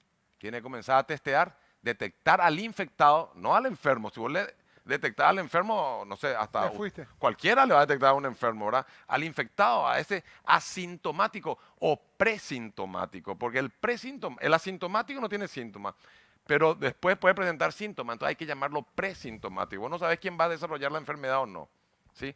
Entonces, detectarla a sus contactos y hacer aislamientos localizados. Roque González de Santa Cruz, Sí. se presentaron 17 casos. Sitiamos Roque González de Santa Cruz por 14 días, que es el ciclo biológico del virus. Toda la ciudad. Toda la ciudad. Regional. Regional, ¿verdad? Se puede iniciar, digo un ejemplo, en el segundo semestre, colegio urbano, colegio en áreas urbanas, en sitios donde no hay circulación comunitaria, y se inicia. Es decir, las estrategias en esta pandemia no fueron universales. No hubo un líder que baje una línea y diga, esto hay que hacer y esto es lo mejor. Se hacen de acuerdo a cada país, armó su estrategia, e inclusive dentro de cada país, cada región hace su estrategia de acuerdo a sus variables. Nosotros somos población joven, poca densidad poblacional, poco turismo extranjero, el clima nos acompañó hasta acá. La ciudadanía acató bien las primeras 7 o 8 semanas de cuarentena, y ahora nosotros tenemos que insistir y avisarle a la ciudadanía que este es el momento donde donde nosotros realmente comenzamos a tener un protagonismo, que de nosotros va a depender el control del brote y que acá no haya enfermos, camas ocupadas y decesos posteriores. Cuando se insiste en que la gente ahora, porque le he escuchado a las autoridades decir el relajo, de vuelta destacamos nosotros por un lado el comportamiento ciudadano en estos días de cuarentena. Y ahora, como se habla del relajo, ¿la culpa la tiene de vuelta la gente o hubo un problema comunicacional en el sentido de que cuando habilitamos las fases, esta segunda fase, no fuimos claros desde las autoridades sanitarias en decirnos, esto no significa que ya estamos de salida, esto no significa de que nos relajemos? ¿Se puede interpretar eso, doctor? Por supuesto, justamente es muy importante enfocar esto de la siguiente manera. Existe un fundamento, aspectos muy elementales que ya lo mencionamos constantemente, ¿verdad? La manera en la cual el virus se expulsa del cuerpo, queda en el ambiente, la persona se puede infectar, etcétera. Entonces, en base a eso, cada área, cada establecimiento, cada actividad hace su propia, vamos a decir, su propio protocolo, pero hay un pequeño detalle, siempre hay que hacer un recordatorio. Eso tiene que ser constante, aunque parezca cansador, y el control debe ser permanente y comunitario. Solemos ver, ahora que salimos, ¿verdad? Todos los negocios con su lavatorio afuera, ¿verdad? Y sus afiches, sus flyers, ¿verdad? Donde se explica qué es lo que corresponde hacer. Y es un control mutuo y permanente, ¿verdad? Así que en una situación ideal, voy a decirlo así, si cada uno de nosotros acata eso, ¿verdad? Ese protocolo, ese cuidado, no va a hacer falta cuarentena. Así de fácil, en una situación ideal, ¿verdad? ¿Por qué? Porque eso va a impedir, en primer lugar, que el virus se disemine por la comunidad y en segundo lugar, obviamente, que llegue a nuestro grupo vulnerable. Entonces, es lo que estás diciendo, Jorge, justamente es un recordatorio permanente y desde diferentes aspectos. Ahí es donde, vamos a decir, los comunicadores tienen, vamos a decir, el as, por decirlo así, el conocimiento, ¿verdad? Cómo llegar a la población. De tal forma a justamente también crear un hábito permanente que va a beneficiar, repito, no solo a esta enfermedad COVID-19, sino a cualquier cuadro respiratorio y gastrointestinal, porque los cuadros digestivos, que también se transmiten de una manera similar, también van a ir disminuyendo. ¿Por qué no, verdad? Esto ya tiene que quedar de ahora en adelante, no hace falta, digamos, que tengamos que pasar por esta situación. Es cierto, ¿cuál probablemente es el factor determinante y que nos empuja a esto? El miedo. La gente tiene miedo, ¿verdad? Tiene miedo a morir, tiene miedo a enfermarse, tiene miedo a que la policía los corra, el miedo, ¿verdad? Pero más allá del miedo, tiene que quedar esa responsabilidad, esa conciencia ciudadana de ahora en adelante. Doctor, sobre lo que vimos el fin de semana anoche, justamente el festejo de un 15 años en el barrio Ricardo Brugada. Quería saber, ¿verdad?, cómo toman ese tipo de eventos, cuál es el mensaje para la ciudadanía en ese sentido. Y por otra parte, habló de la responsabilidad de la ciudadanía en cumplir, también el compromiso de los medios de comunicación en difundir correctamente la información, pero también piden mayor control a las fuerzas públicas en la frontera también para acompañar el trabajo. Por supuesto, aquí de hecho todos tenemos una responsabilidad, y es más, algunos desde diferentes aspectos, como ciudadano, como autoridad, como empleado, etcétera. El festejo de un cumpleaños es algo inadmisible. ¿Por qué? No por el cumpleaños en sí, ¿verdad? Que todos queremos estar, por supuesto, en un festejo así, sino porque eso implica aglomeración de gente. Gente que, como venimos repitiendo varias veces en el programa, ¿verdad?, puede estar portando el virus, ya sea por dentro infectado o por fuera, en las manos, en la ropa, etcétera. Entonces, una aglomeración de personas, cualquiera sea el motivo, ¿verdad?, debe evitarse o minimizarse. Y en todo caso, como ya dije anteriormente, comenzar en forma escalonada con actividades laborales, económicas, y luego iremos viendo la posibilidad de acuerdo a cómo se plantea el escenario en el país y en la región. Brasil está cada vez aumentando, ahora estamos llegando a 500.000 personas enfermas, tenemos aproximadamente 30.000 muertos en Brasil. Estos son números que siempre solemos decir, hay que saber analizarlos, ¿verdad? Es la punta del iceberg, evidentemente hay mucho más, ¿verdad? Entonces, ¿qué es lo que ocurre? Y hay paraguayos que están viniendo del Brasil. ¿Por qué? Porque se quedaron sin trabajo, ¿verdad? No tienen una contención ahí social, familiar que pueda, digamos, soportar la situación. Entonces van a venir. ¿Qué van a hacer? Cualquiera de nosotros haría lo mismo.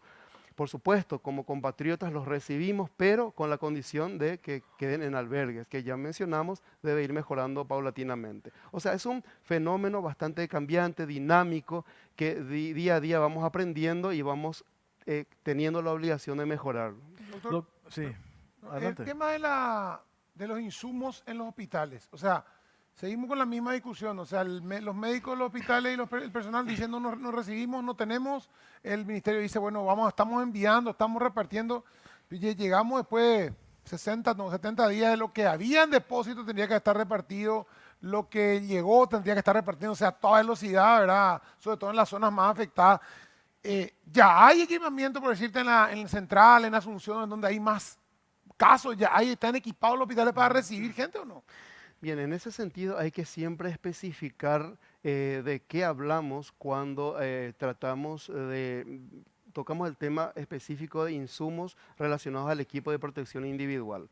Cuando hablamos de equipo de protección individual, hablamos en primer lugar de mascarilla y otra vez dependiendo del procedimiento que se realiza. Si hay procedimiento generador de aerosoles, tiene que ser una mascarilla de alto filtro.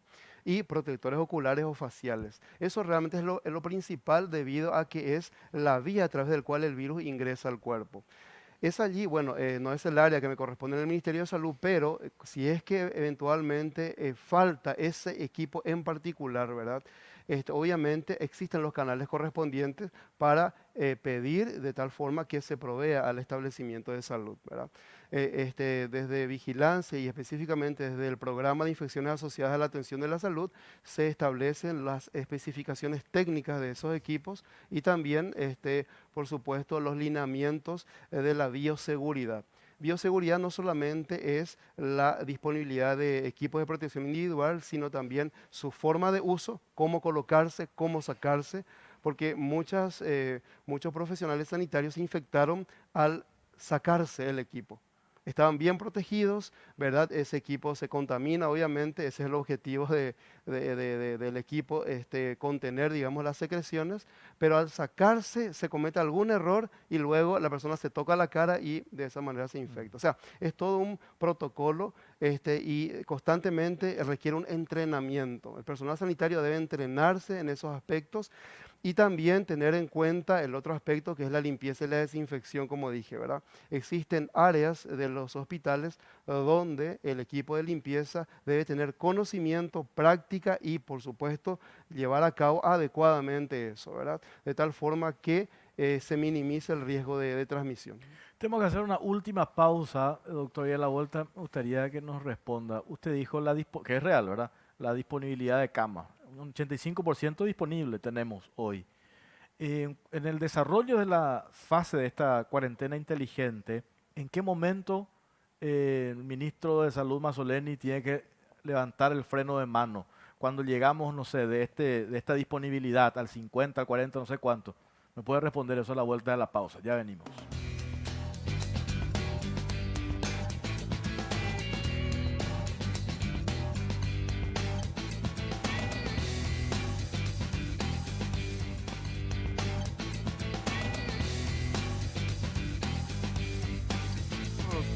Mateo, esto que le preguntaba antes de la pausa, 85% de disponibilidad. Cuando vemos que tenemos 50, 40, ¿cuándo tenemos que apretar el freno de mano? Y hay dos maneras de monitorizar cuándo uno tiene que ser más estricto en las medidas epidemiológicas o menos estricto.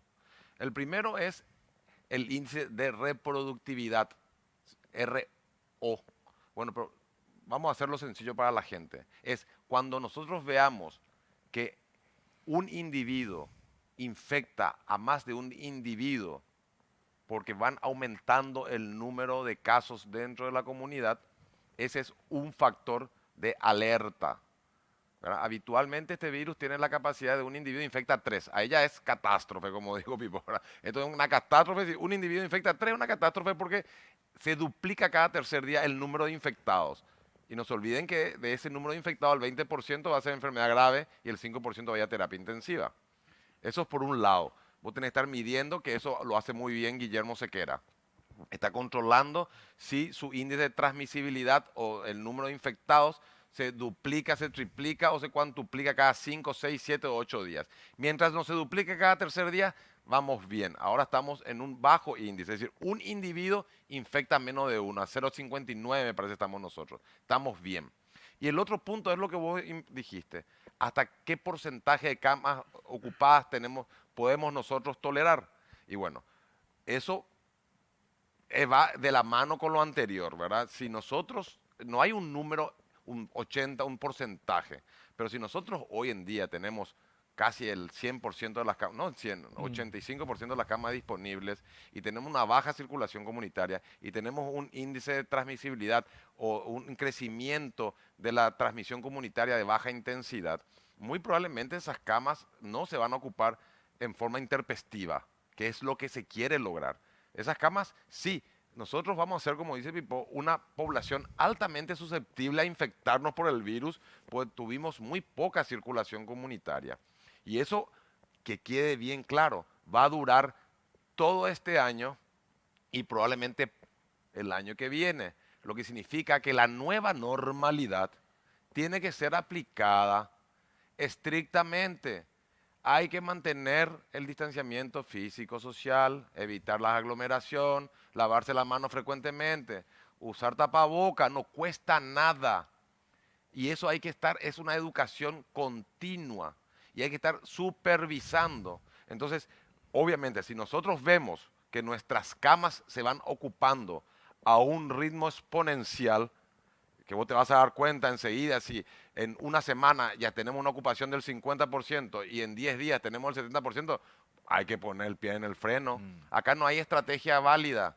Acá son estrategias intermitentes. Vos estás bajando una colina llena de curvas con el pie en el freno. Cuando llegues a la curva, que es bien pronunciada, pon el pie en el freno. O si no vas a seguir largo, te vas a estrellar. Entonces acá hay que ser bien consciente. Cuando nosotros veamos que aumenta el número de circulación comunitaria, de infectados y de enfermos, que se traducen con ocupación sanatorial, nosotros tenemos que volver a tomar medidas epidemiológicas más estrictas. Doctor Rodríguez, respecto al tema ya del tratamiento de la enfermedad y los casos, de cómo se tratan los casos, hay tantas versiones, hoy leía un caso en Guatemala que usan un protocolo que ellos mismos diseñaron, vi otro. ¿Qué se sabe de nuevo? ¿A dónde vamos? ¿Cómo tratamos hoy la enfermedad? Bien, hoy en día en ese sentido estamos a nivel mundial todos igual, ¿verdad? O sea, cada país prácticamente tiene un protocolo, va probando alguna que otra medicación, pero voy a detenerme en un manejo, en un tratamiento que es el plasma convaleciente, que es, rápidamente voy a explicar lo que es, ¿verdad? Es la sangre de una persona que ya tuvo COVID-19 y se curó, tiene anticuerpos que son proteínas de defensa circulando por su sangre. Se le saca la sangre, se aparta el plasma, que es la parte líquida, con las proteínas de defensa, que son los anticuerpos, y eso se le puede administrar a una persona enferma, a un paciente con COVID-19. Por supuesto, esto es algo, digamos, muy esquemático, lo que acabo de explicar, ¿verdad? Tiene una serie de situaciones, de aspectos, ¿verdad? Bien técnicos, pero bueno, es lo que ahora se está viendo como una alternativa para un tratamiento. Fuera de eso, están los anticuerpos monoclonales que en Israel se está desarrollando, pero tiene un costo muy elevado. Lo de la vacuna todavía falta, ¿verdad? No hay algo que pueda todavía hablarnos de algo cercano. Y el resto, nada, no hay un tratamiento realmente que haya demostrado eficacia. ¿Qué le preguntaste hace rato que me pareció interesante puntualizar? Porque, varias cosas le no, consulté. porque el otro día nos decía la doctora Graciela Russomando. Russomando la necesidad de los controles, por ejemplo, aleatorios en los comercios en la zona fronteriza. Sí. Eso es clave, ¿verdad? Y después lo otro que de alguna u otra manera se respondió, estos camioneros, ¿verdad? El caso de Chile. O sea, nosotros ya sabemos, me parece ahora, dónde tenemos que ir ajustando. ¿Se va a hacer, se está haciendo eso, doctor? Sí, sin duda que esa estrategia de controles aleatorios, al azar, digamos, en diferentes lugares y poblaciones, ¿verdad? Está en planes. Seguramente no en forma regular, pero sí de acuerdo, como bien dijiste, ¿verdad?, a ciertos escenarios que se vayan presentando. Hasta ahora en ciertos barrios de Asunción específicamente se hicieron tomas aleatorias a ciertas poblaciones, hasta ahora todos dieron negativos, también a ciertas instituciones públicas, donde ahí sí se encontró un caso, ¿verdad?, asintomático, detectado al azar. Entonces se va a ir evidentemente estableciendo estrategias de toma de muestra. Este es el momento, porque si bien la circulación comunitaria es baja, ¿verdad?, tenemos que estar por delante, como ya lo dijo Tommy, ¿verdad?, tenemos que estar por delante de lo que se nos puede venir. Entonces, más aún, repito, ¿verdad?, ¿verdad?, que estamos siempre teniendo en cuenta la región. Brasil, ¿verdad?, los estados de Brasil limítrofes con Paraguay tienen más casos que Paraguay. O sea que el riesgo del ingreso es bastante alto, así que nosotros como país debemos, en primer lugar, exigirnos unos a otros para prevenir justamente esta transmisión. Doctor, gracias por su tiempo, muy Muchas amable. gracias. Doctor Tommy Mateo, 30 segundos. ¿Nos tienen que mostrar el horno de la Senat otra vez para que no nos desesperemos o no? Y si es necesario, no hay que desesperarse, hay que estar alertas y ser responsables. Gracias, doctor, por su tiempo. Muy Jorge, amable. Pipo, Claudia. Claudia, ¿qué dice tu encuesta? Vamos a ver rápido los números de la encuesta habilitada en redes sociales. ¿Qué dice la gente con respecto al encierro? Si aumentan los casos sin nexo de contagiados con la COVID-19, ¿estarías de acuerdo en volver al encierro? 75% sí, 25% no. 58% sí y 42% no. Gente educada tenemos muchísimo. Impresionante. Qué suerte tiene el gobierno de la predisposición ciudadana. Sí. Pipo, Bueno, gracias Complot por la camisa, por supuesto, como siempre. Y el saco. Gracias, los O saco el saco, tuyo. el saco. Estoy buscando un canje de saco urgente si alguien quiere, si quiere colaborar. Espectacular, siempre con los doctores uno aprende cosas nuevas. Es que, porque la gente nos pregunta mucho a nosotros también. Jorge. todo el tiempo. Todo el tiempo. Es que no paramos de aprender. Sí. Y los doctores también creo que siguen aprendiendo sobre el coronavirus. ¿Ustedes anotan cuántas presencias de televisión tienen ustedes? Ustedes dos y un par más. Bueno, nos vamos. Gracias por acompañarnos. Nos reencontramos el próximo domingo, si Dios quiere. Buenas noches.